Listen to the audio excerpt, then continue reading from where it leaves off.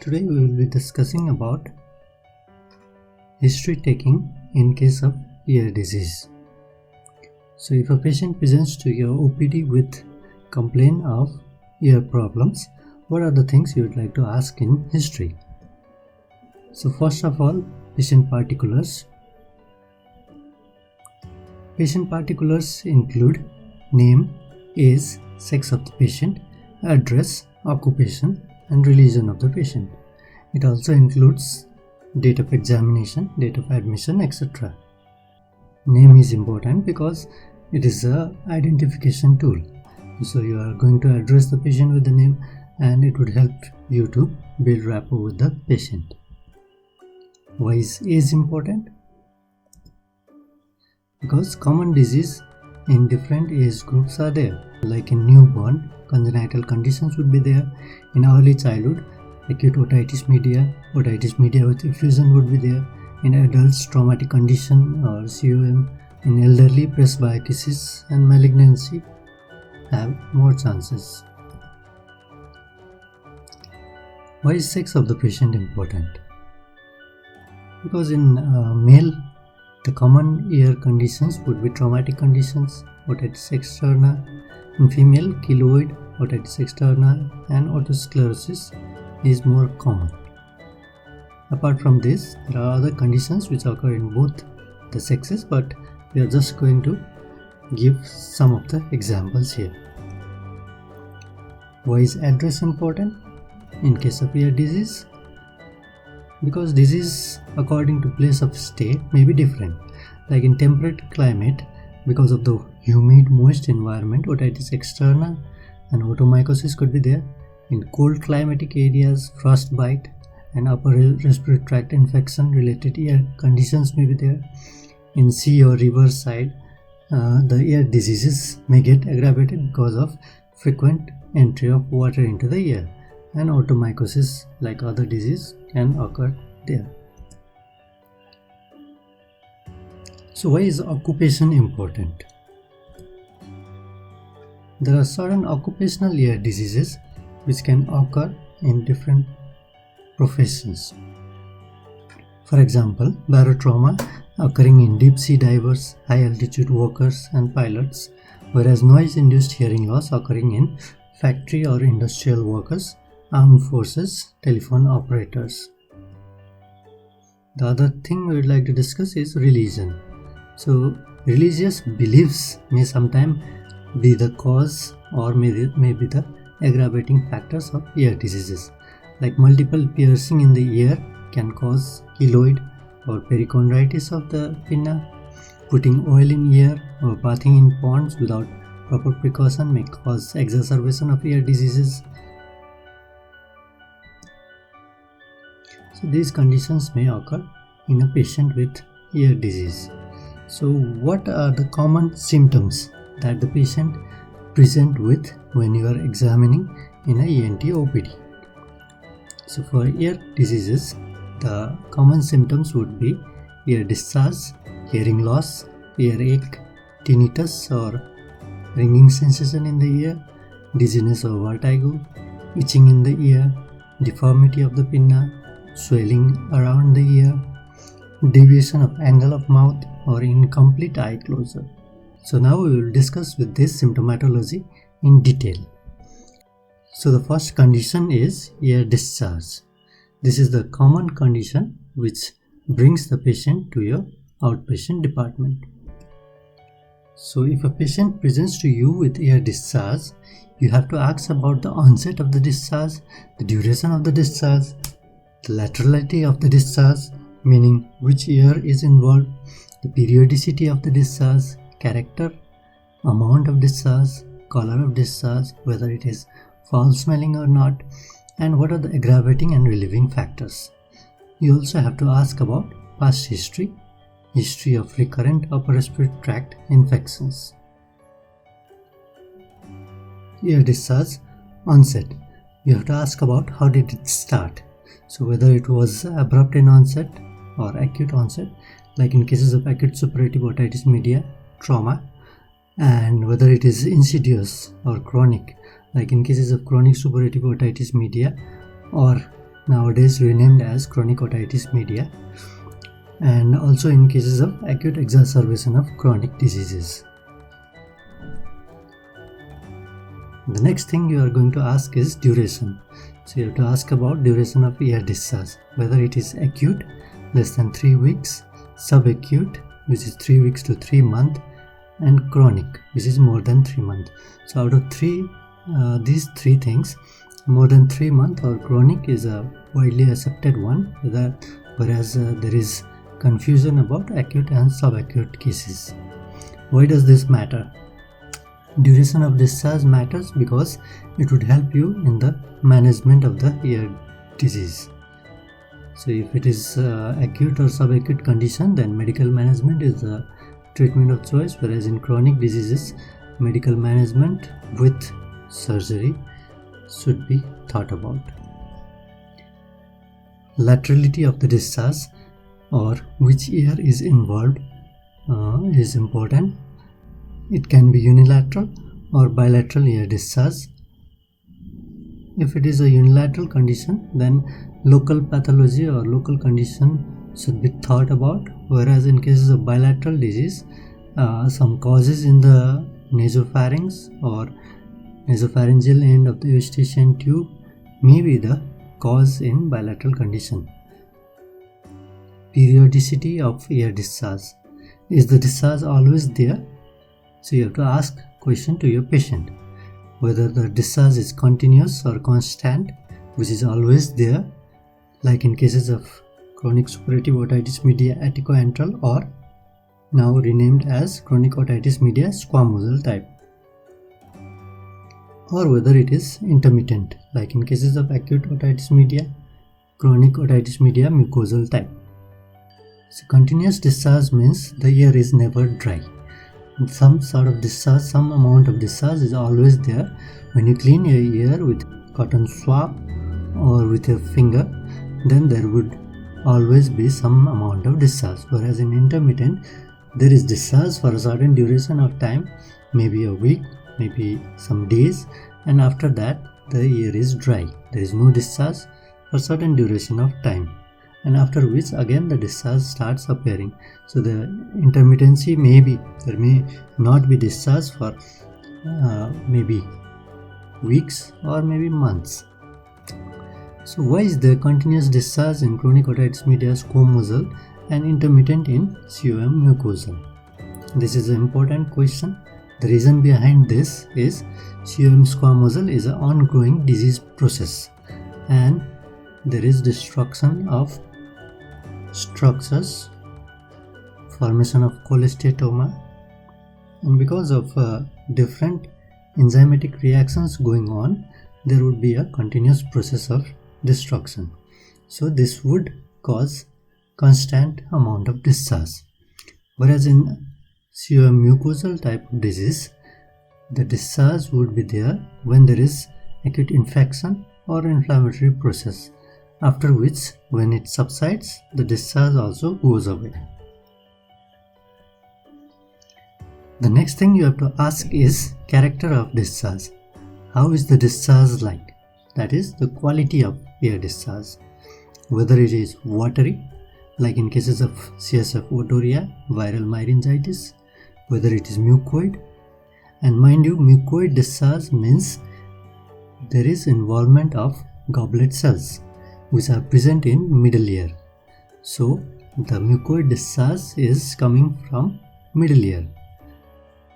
So the mucoid discharge condition would be ASOM or CSOM. Mucopurulent, it is mixed with mucus and pus. So in cases of ASOM or CSOM. Purulent discharge maybe in CSOM, or sometimes a local burst abscess or furuncle in the external auditory canal. Blood-stained discharge may be a sign of trauma in cases of ASOM when the tympanic membrane ruptures, or in cases of CSOM, atticoantral or squamosal type of disease. It's also seen in bullous meningitis or oral myiasis. The other condition is bleeding from ear, which is not actually a discharge but may occur in trauma or glomus tumor.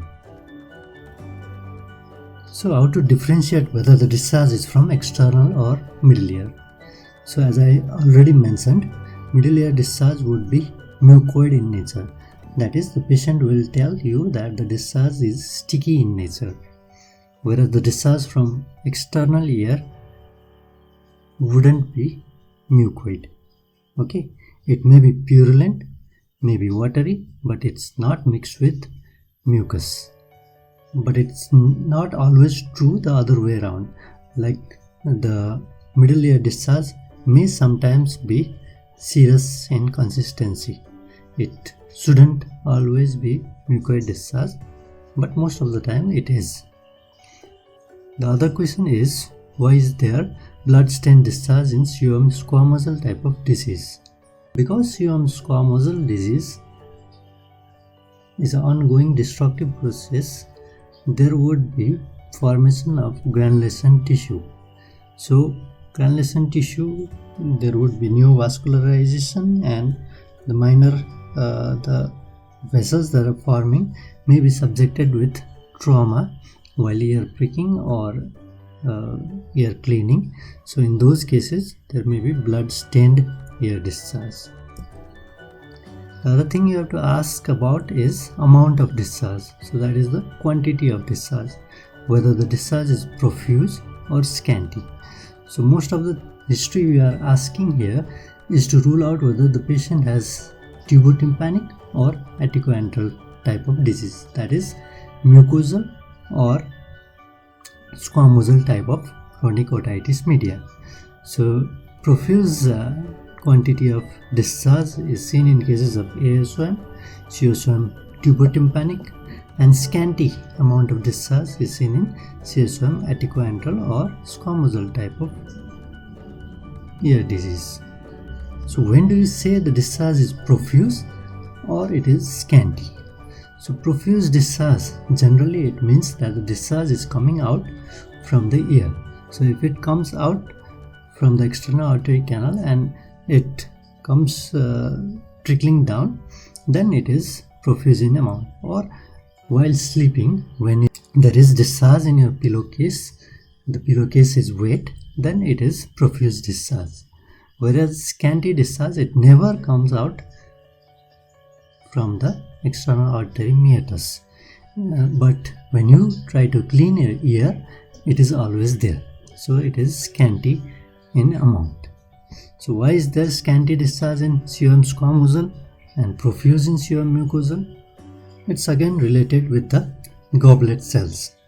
So the chronic otitis media mucosal type of disease or tubotympanic type of disease, there is central perforation, and the disease is related with eustachian tube.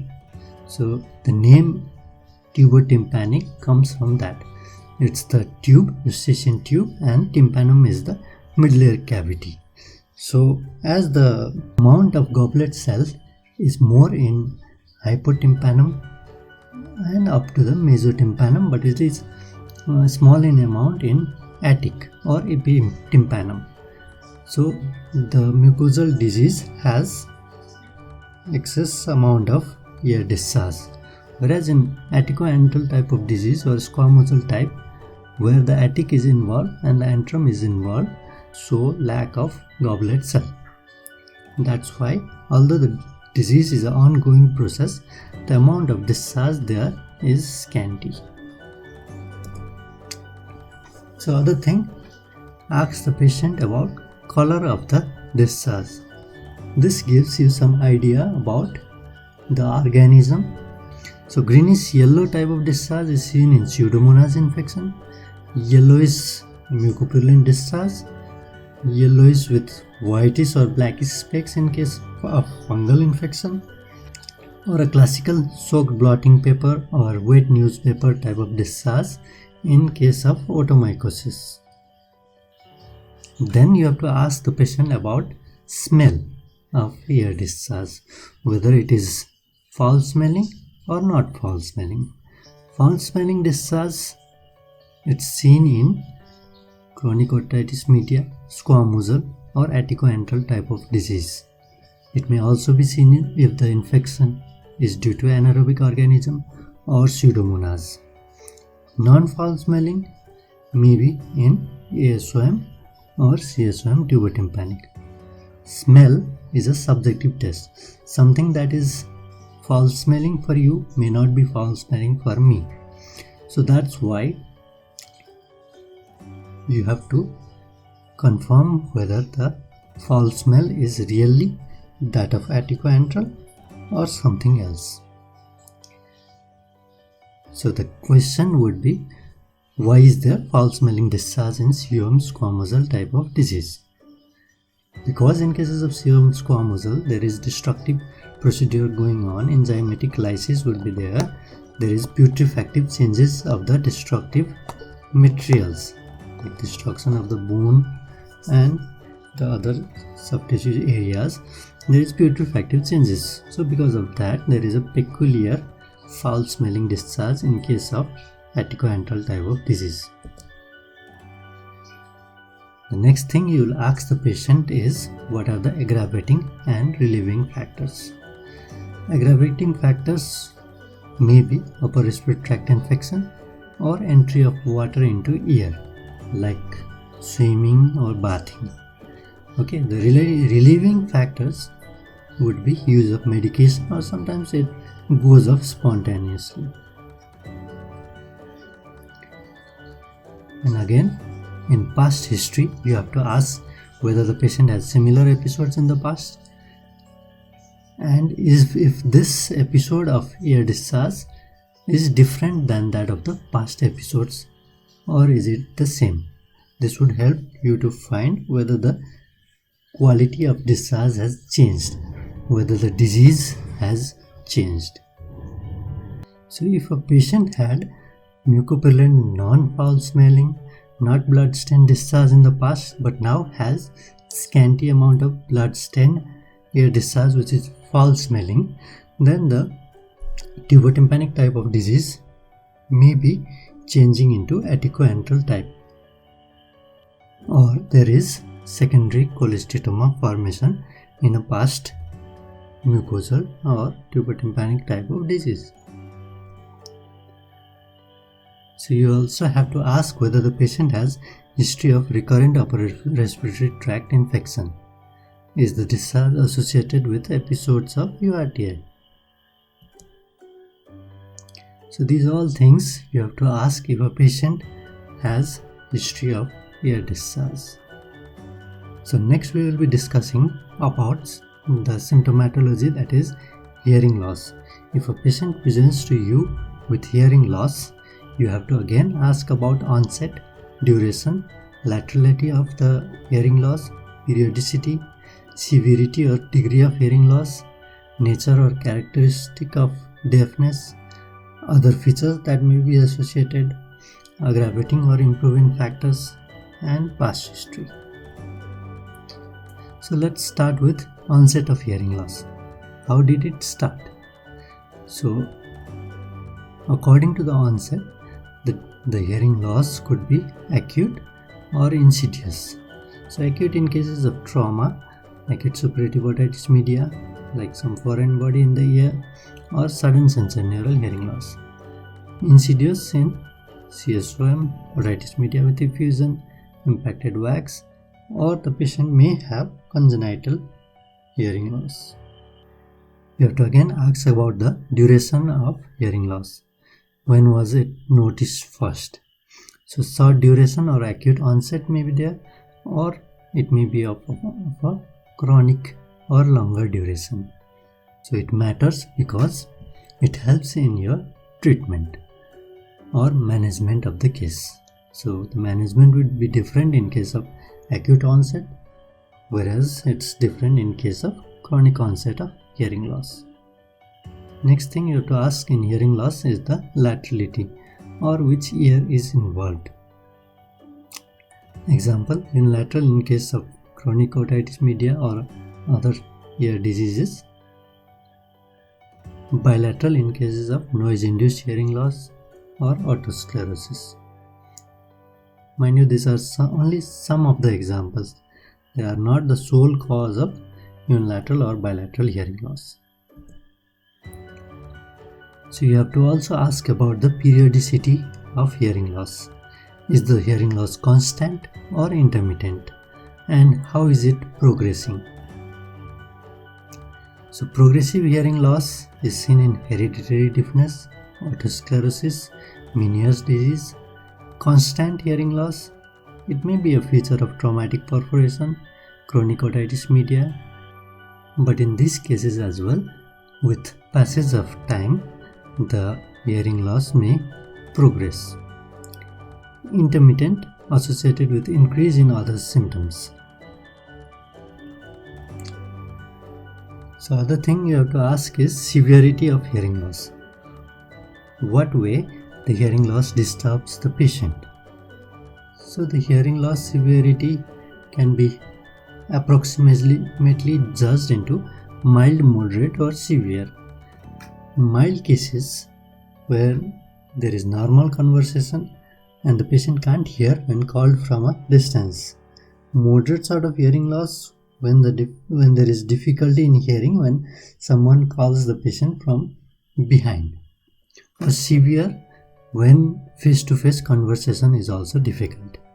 You have to also question the patient to find out the nature of deafness, to know about the type of hearing loss, whether it is conductive or sensorineural hearing loss. So conductive hearing loss, there is improvement in speech perception on amplification of sound. Difficulty in hearing is there, whereas in sensorineural hearing loss, there is no improvement in speech perception on amplification, whereas there is difficulty in comprehension of speech. So if the patient tells you that he can hear the sound but can't interpret or comprehend it, then it is sensorineural type of hearing loss. Whereas in conductive hearing loss, when someone speaks to you in a loud voice, you can hear it. Other features you have to ask about in hearing loss is whether the hearing is better in noisy environment, which is paracosis Willisi seen in otosclerosis. Hearing loss related to ear discharge, when there is better hearing during discharge and worse when ear is dry, which is because of round window shielding effect. And family history of hearing loss should also be asked. You have to ask about aggravating and relieving factors in case of hearing loss. What improves or deteriorates the hearing loss?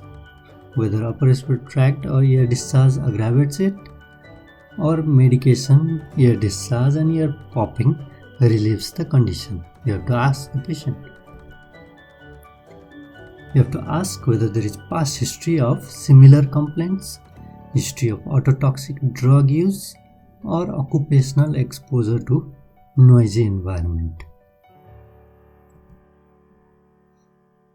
So these are the things you will ask in a patient with hearing loss. So we will be talking about other conditions in our next lecture. Thank you.